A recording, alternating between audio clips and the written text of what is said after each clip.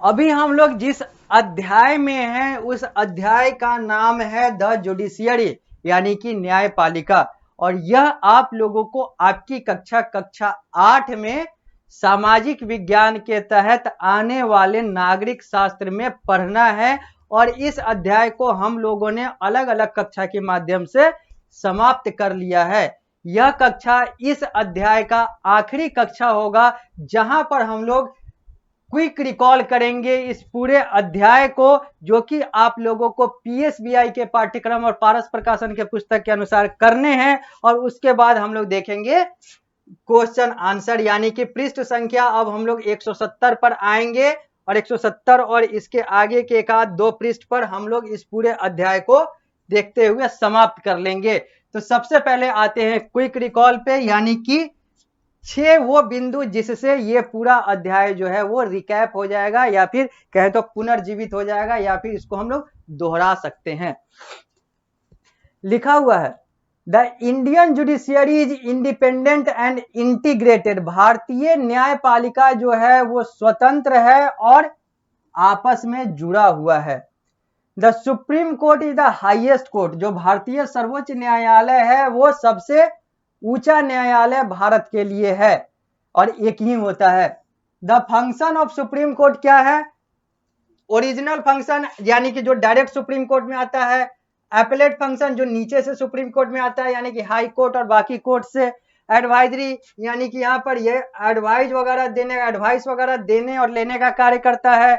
Guardian of fundamental right, हम लोगों ने देखा था कि कैसे ये हमारे मौलिक अधिकार को सेफगार्ड करने का कार्य करता है। और कॉन्स्टिट्यूशन की व्याख्या और उसमें संशोधन का भी प्रावधान जो का कार्य जो है वो सुप्रीम कोर्ट को मिला हुआ है संविधान के तहत ही। आगे the state judicial consist of high court and subordinate court. ये तो केंद्रीय की बात थी, जबकि स्टेट के अगर हम न्यायपालिका की बात करें तो उसमें हाई कोर्ट और सबऑर्डिनेट कोर्ट यानी कि उच्च न्यायालय और उसके नीचे वाले न्यायालय आते हैं। लोक अदालत emphasises on the arbitration and compromise. एक अदालत होता है लोक अदालत जो आर्बिट्रेशन और कॉम्प्रोमाइज यानी कि समझौता, नेगोशिएशन, इन सारे चीजों के आधार पर कार्य करता है। जबकि पब्लिक इंटरेस्ट लिटिगेशन पीआईएल जो है वो पब्लिक के इंटरेस्ट को यानी कि जन के हित को ध्यान में रखते हुए कार्य करता है। खत्म हो गया हमारा क्विक रिकॉल भी। हम लोगों ने इस अध्याय को पूरा देख लिया। अब जो आगे आने वाला है इस अध्याय में यह आप लोगों को करना है। जो मैंने पढ़ाया है उसी के आधार पर यहाँ पर प्रश्न पूछे गए हैं, प्रश्न पूछे जाएंगे और आपको इसको करना है। कहीं पर भी कोई भी समस्या आता है आप मुझसे पूछ सकते हैं। यहाँ पर अलग अलग प्रकार के प्रश्न दिए गए हुए हैं। यहाँ पर दिया गया हुआ है मल्टीपल चॉइस क्वेश्चन, जहां पर बहुत सारे प्रश्न दिए गए हुए हैं और हर प्रश्न के 4-4 विकल्प दिए गए हुए हैं। जो भी आपको एक विकल्प सही लगे आप उसको टिक मार्क करेंगे। जबकि अगला जो है रिक्त स्थान की पूर्ति करना यानी कि फिल इन द ब्लैंक्स है। यहाँ पर 5 प्रश्न है और पांचों प्रश्न में जगह एक जगह या दो जगह जो है वो रिक्त है, उस रिक्त स्थान को आपको भरना है। आगे पृष्ठ संख्या 171 पर आते हैं तो ट्रू और फॉल्स है यानी कि सही गलत है। यहाँ पर 5 कथन दिए हुए हैं, 5 वाक्य दिए हुए हैं। इन पांचों वाक्यों को अलग अलग पढ़ना है और पांचों वाक्यों के परिप्रेक्ष्य में यह देखना है कि यह सही है या गलत है। सही है तो ट्रू, गलत है तो फॉल्स।